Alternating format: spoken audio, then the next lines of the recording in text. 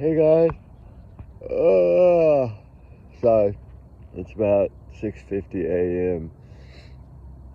We were testing lights till about 5 this morning. I'm beat, tired. But we got everything packed up now.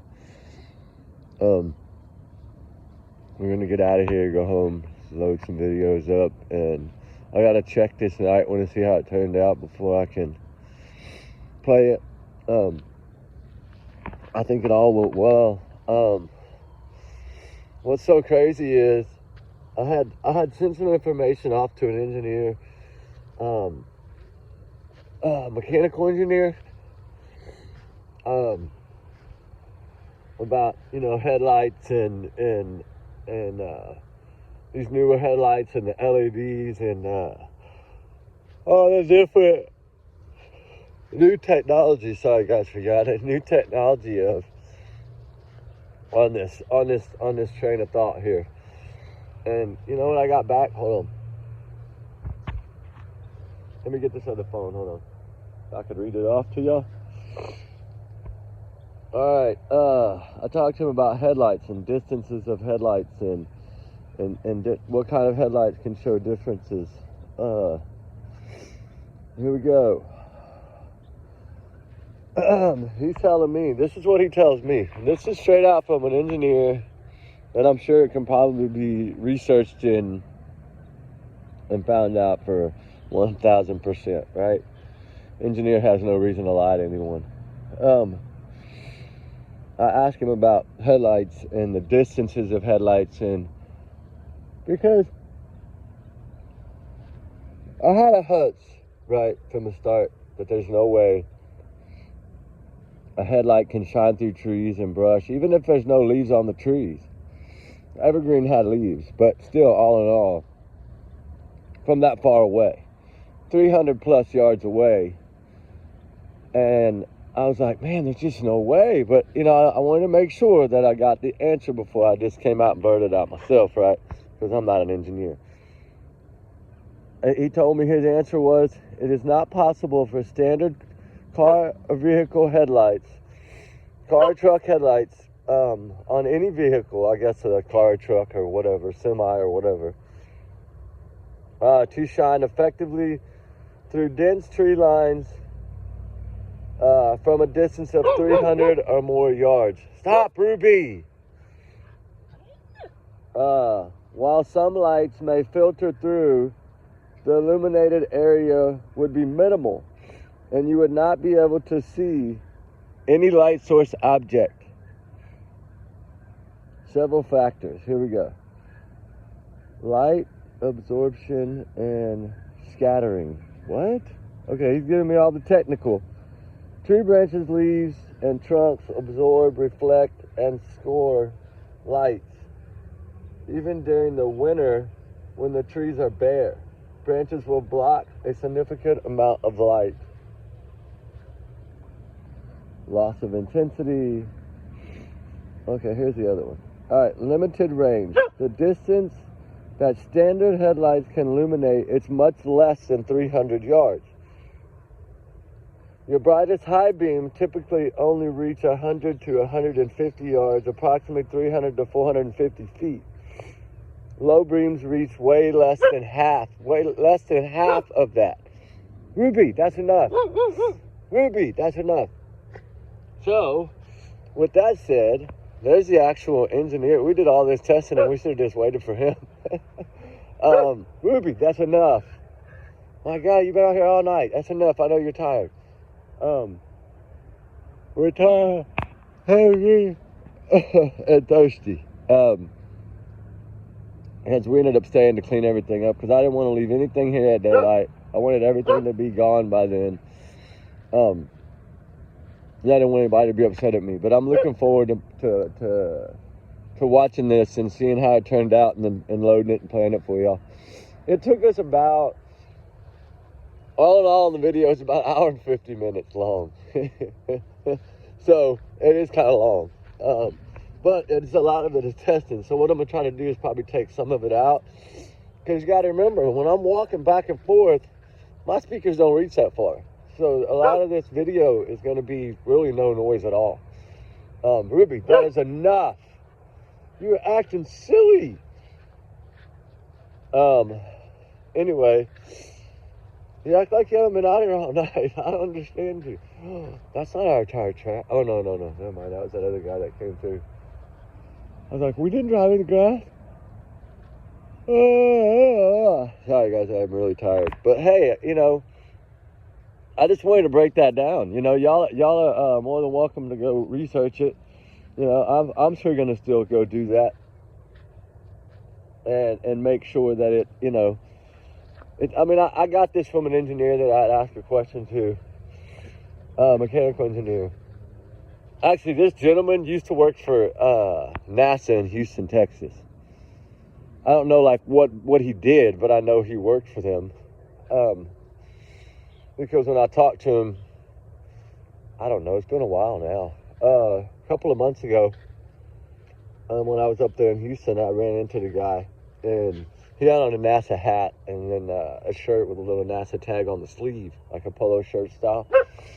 And so he had told me who he was and stuff, and I told him, about, what we did. We just got to talking. We were at a doctor waiting, and we just got to visit. You know how it is.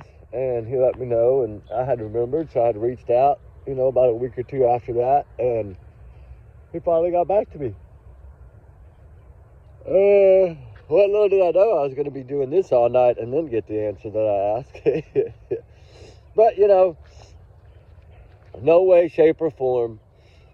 He is actually right, because at 300 yards on flat ground with not even a tree involved, the lights are so small that it's like you would never been able to make it out. Now, the headlamp at 300 yards, no. But when you get down into I'm going to say 150 feet, not, like he said, 150 feet to 450 feet on high beam. And then low beam is less than half of that. So the maximum a headlight can reach, maximum, is less than 300 yards, actually. And that's, from what I gathered from his message. He went into the technical forms, but it's all right. I'll read it a little later when I have a chance to sit down and get some breakfast in me. But something else I wanted to talk about. Well, I just want to show it to y'all, because I don't know much about this, and I don't know, maybe y'all Hendersonville people know this. This is a court filing, and it has the judge, Angelina Backshear court, and all that stuff, and it has the case number, the date of birth, the charges. Hold on. Let's see if we got it here. There's 3 different ones. All right, here it is. I'll just show y'all this one. Stop! All right, y'all tell me what y'all think it is. I'm not gonna be able to show the whole page. It won't fit. Hold on. Let me see. Y'all see that? See what that says up at the top up there? It's Brandon Carter. It's got 3 different pages here of different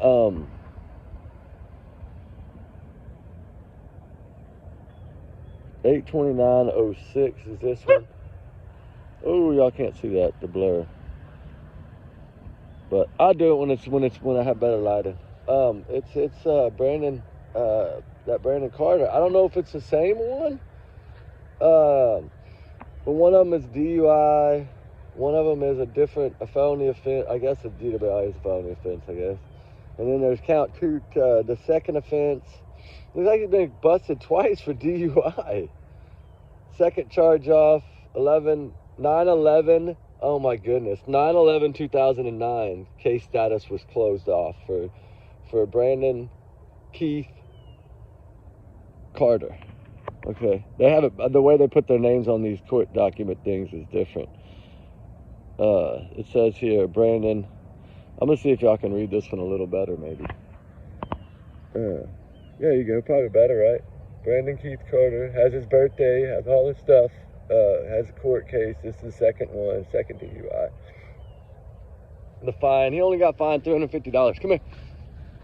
But what I don't understand is, I'm so sure y'all probably all know all this already. I'm probably way late to the game, but I didn't know that. I mean, I don't know if it's the same guy. It looks like the same guy. It looks like same birth date, same everything. It says Summer County. He's a detective for Summer County. So that's his current status. I don't know. There's 3 different ones on there. I haven't had a chance to really look at all of them. It was sent to me yesterday. Shout out to you. Someone there in Hendersonville sent me that yesterday. Sent me all 3 pages of it. And of course, I put it in Truth Finder and it comes up the same. So I don't know, though. Like I said, I mean, I don't know if there's another one with the same exact name and the same birthday or, whatever. But, take it as a grain of salt. But I will do a little more digging on it and find out. Because I wouldn't think that you could still be an investigator if you had 2 of those charges on, 2 DUIs, and then I don't know what the other one was.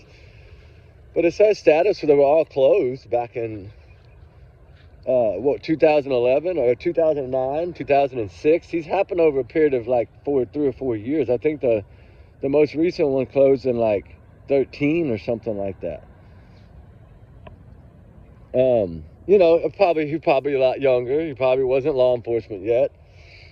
You know what I'm saying? He might have been in college or something. Who knows? But you would think, how would you become a detective or a cop? And then, because, he did get an award for pulling that guy over. Remember that he thought was intoxicated and ended up saving his life. He got an award for it. He did do that. The picture I posted on thumbnail was from that award. So I'm pretty sure he got the right guy. Pretty confident. I just, I don't know. I'm going to have to really ask some questions to some of my retired buddies to find out how hard it is to get a job if you've had those kind of charges. That's felony charges, right? I don't know. DWI, DUI, I don't know if those are felony or what. I don't know. I don't drink. So I don't know, but I have no idea. If you don't drink, you ain't got to worry about them laws, right? Only thing I'm guilty of drinking is Mountain Dew every now and then, right? Mainly Gatorade and water. Mainly really water is mainly what I drink, but I do drink a lot of Powerade and Gatorade because I sweat so much. But anyway, so what are y'all guys up to? How y'all doing this morning? Enough about all this drama. But no, I really did. I wanted to come on and do one this morning before we got out of here. I wanted to take a few minutes to. Really, I wanted to go over what the engineer had sent me, and let y'all know exactly what he had said. But I always thought that Carter guy was Bobby Carter. Somebody kept saying Bobby, or is it Bobby and Carter? Is there 2 different ones with different? Carter's the last name of one and Bobby's the last name of another. They probably said, because it clearly states that it's Brandon Keith Carter on all the other stuff, like the awards and talks about how he was on street patrol, and there's a little article in there about him pulling over that person and I guess thinking they were intoxicated and they ended up needing medical help or something like that. I mean, I didn't read the whole thing, but I've been trying to do my research. I just don't put too much into it on those people because that's, I mean, they got the badge, right? Not me. They can handle these cases. They can do what they're supposed to do with these cases, and I can't go out and get warrants. I can't go out and do them kind of things, right? It's just not. I'm not a popo. But I will say that in this case, Sebastian Wayne, Jake Rogers case, right, where his army will not give up. I told you, it don't matter if we got to stay out all night to do testing on headlights and different lanterns and different LED lights, and we tested so many different light sources, from flashlights to lanterns to headlamps to, we tested it all, guys. We tested it all. And it's just the way it turned out. Like, I really wasn't thinking that we were going to see that big of a difference. Like, I didn't really know what to expect because I've never really done anything like that, right? to see how it would play out. And we tried to use a ditch line because that common area had a ditch line, right? So it is a little bit lower line area than up above. So we did try to match that. It's not going to be identical. No, it's not. Because we don't have the exact elevation. I'd have to go up there and step that off, right? And roll, take a device, a GPS device, down that thing up to that neighborhood. You'd have to basically walk a straight line or drone a straight line to get the exact. And we will do that next time we go up there. But we've been really wanting to try to do this. And then, of course, that gentleman's like, why don't that engineer's like, why don't you just test the theory? Test it. That's what it's about, testing it. Test it in different locations, get 2 or 3 different locations that you can test it within, and test it. And I thought, well, I could test it out of my place too, because I do have a lot of land and there's a lot of brushy areas in the back 44 acres. There are a lot of real thick brush. But there's not that much thick brush there. We need a layout that's almost identical in order to get. But, of course, now we got this new information in that I found. It was sent to me yesterday, but I just opened it this morning after we took our break. And changed our wet socks and shoes because, the dew on the grass through the night just kept getting our feet all wet. So we had to change our shoes and socks this morning early before we could get out of here. But we're going to get out of here in about 5 minutes, guys. But I did want to come out and share that with y'all. Share with y'all we got the testing done. It's going to take a little bit to do this video because it is so long and it is so, a lot of it, there's no noise at all. So I want to try to see if there's a way that I can I'm going to try to get some help and maybe try to edit it down to where we show, like, not showing me huffing and puffing in between each freaking 300-yard trip down there, right? I don't want to show all that. But I want to show the actual testing and give y'all an understanding. I think last night, really, that video that we did while we were setting up, really showed a difference because the angle of that road where those cars were coming down is almost identical to the angle of that honeysuckle road that's coming down. Our honeysuckle drive, it's one of them. I got to go double check, but it's one of those I know. But the odds of it, let me see, I think I have it as a photo. Hold on. Do I, Ruby? Man, if I do, oh wow, I do. Okay. Hold on. Let me see. All right, because the house on that hill, you see the yellow arrow? That's that honeysuckle road that runs right there from the camera area. The yellow line is like where the camera is, okay? That's the line of it, similar. It does cover a good wide area because it is a wide camera, and my line's not going to be exactly on, but I'll give you an idea, right? And if you look at it from a smaller point of view, from a different angle, this angle here, right? You see how that kind of shoots down? That one was done a little, that's honeysuckle. It is honeysuckle. Right? And you got the gazebo where the dot is. The little dot is where the gazebo, the pink dot, the red dot, you use on Google Maps. That's where the gazebo common area is. And so that's why we were trying to do it that way, is to give you an understanding. I thought I had a picture of a wider view, but I don't remember if I do. No, I guess I don't. But yeah, there's some interesting stuff that he gave me. While headlights cannot illuminate an object through trees at 300 yards, you can sometimes see a glow or flashes of light from a vehicle's headlights. That happens when it travels through gaps in the foliage. Okay, but that's a trickle. We're going to show you that because we did that last night. We tested that. And what it is it looks like little white dots everywhere. But not like a flashlight, not moving. They're just like, how, trying to think. When you pop a firecracker, you see that little bitty quick, like, trickle of light. If you're away distance, you see, and it's like a little quick little poof.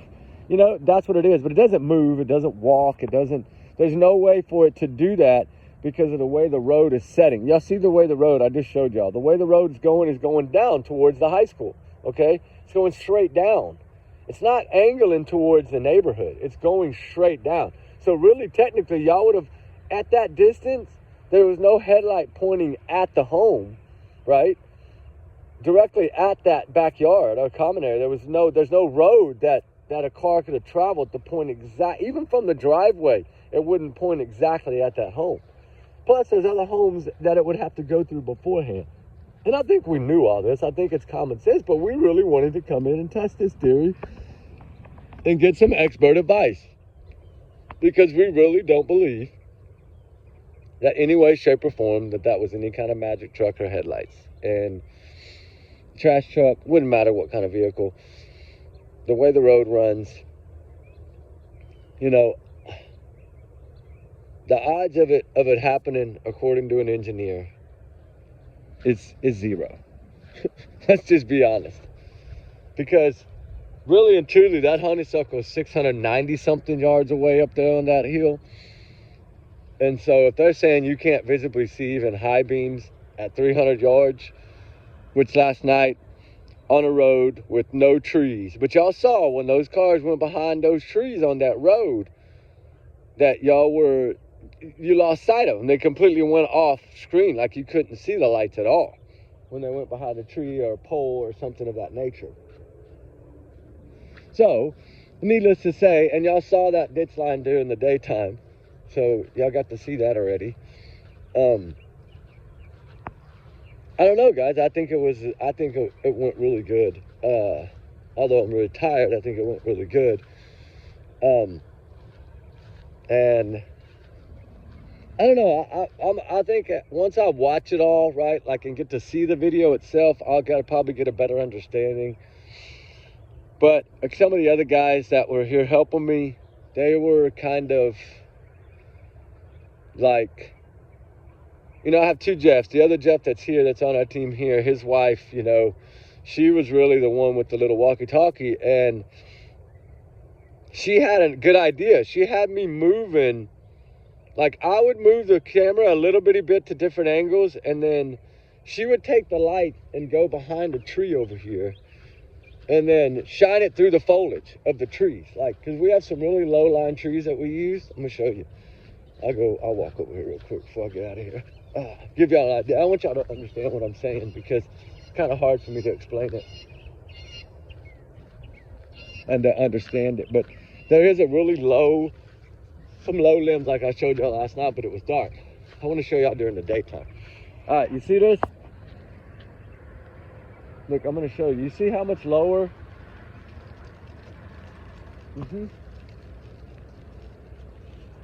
You see that? You see how much lower that is?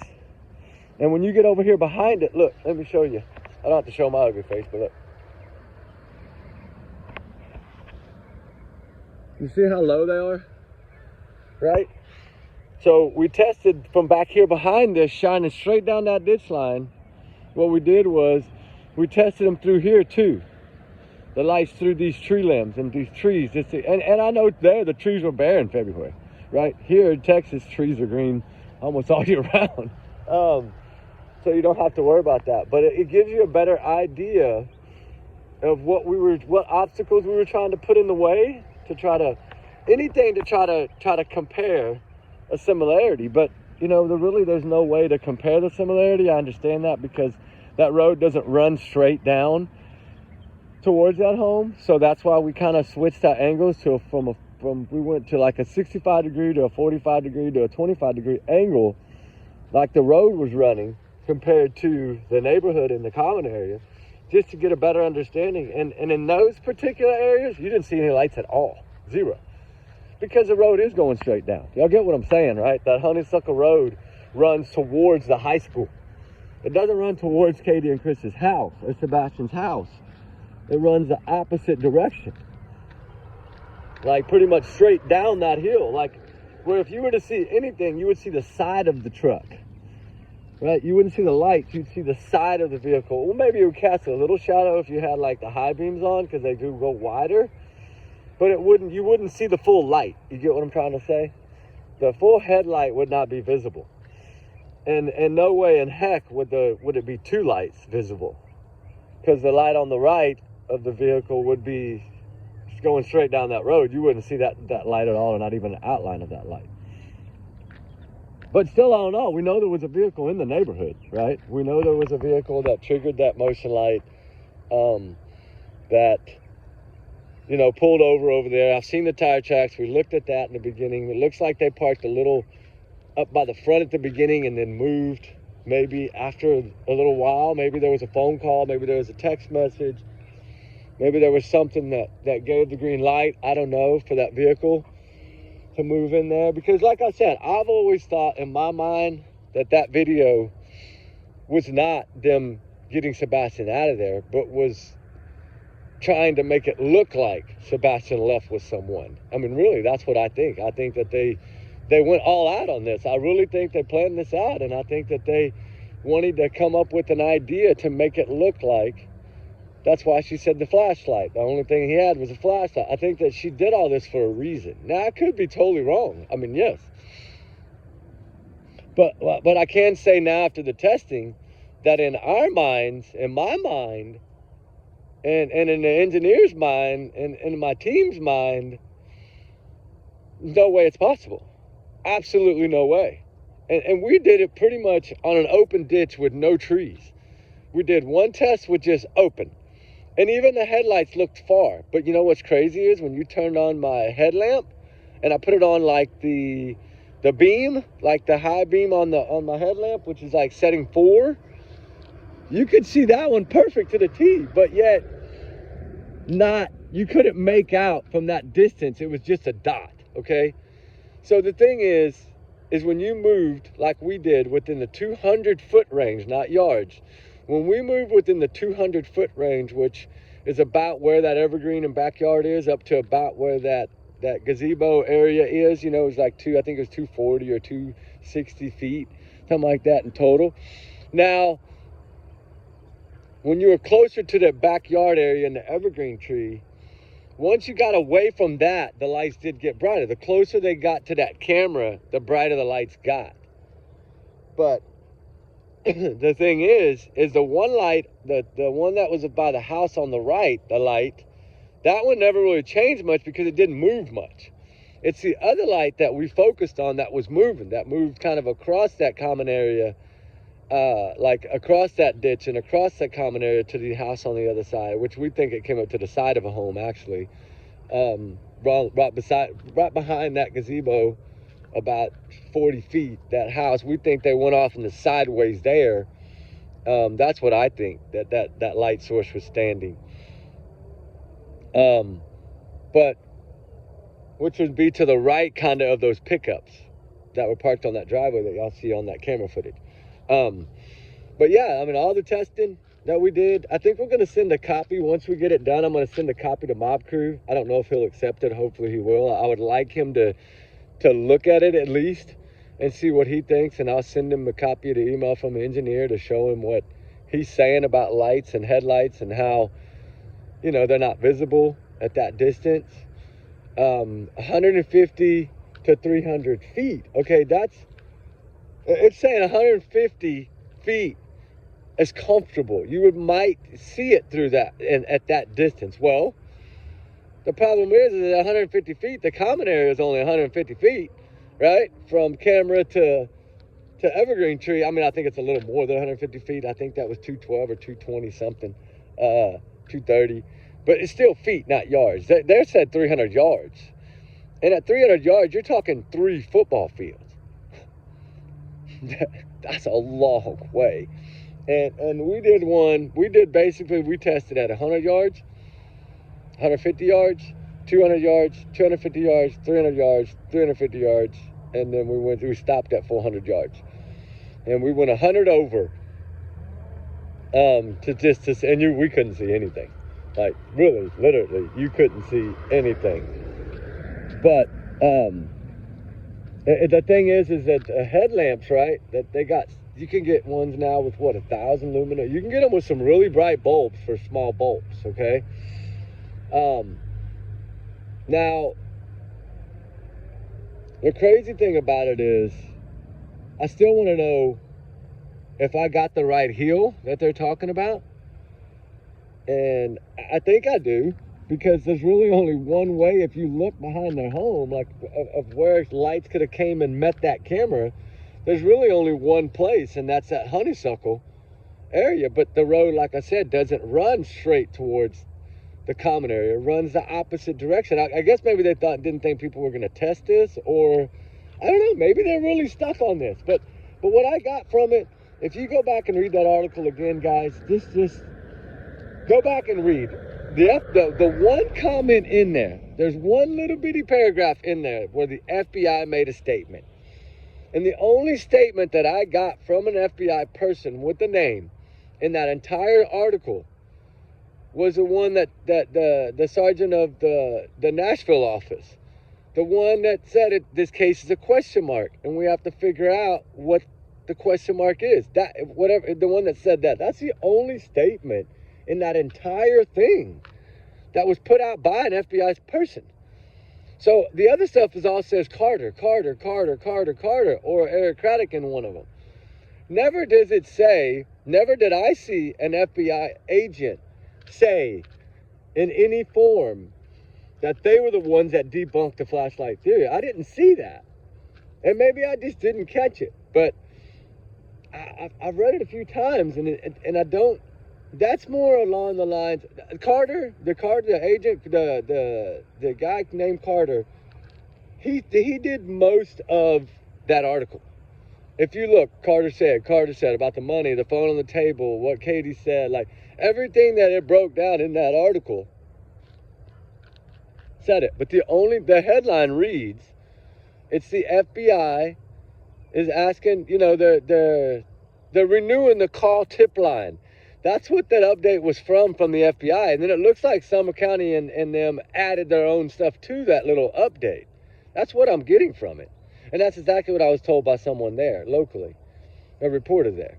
Told me the same thing. It was more or less what they gathered from it was that FBI was the one wanting to renew the tip line calls, right, to generate more tips, but that Bobby Carter and Eric Craddock and them added what they wanted to say into that as well. So it looks to me like it's really a mixture of Carter, Summer County, and then that one little statement in there by FBI, which I wish I would have saved that one, and I don't know. Let me look. I got so much on this other phone, guys. Hold on. Ooh, the sun is looking pretty this morning.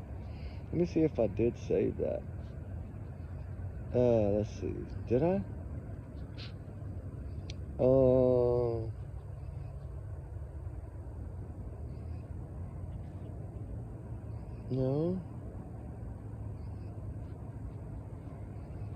Let's see. No, I guess I didn't screenshot that one.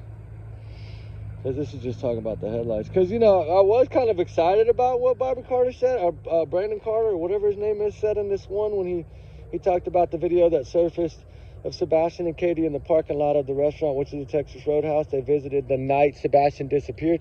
The one good thing that came out of that is they let us know in their minds they do believe he disappeared that night too, which means before midnight. So they're not believing anything Katie says, evidently. Because she's saying midnight to 6 in the morning. They're saying that night, which is before midnight.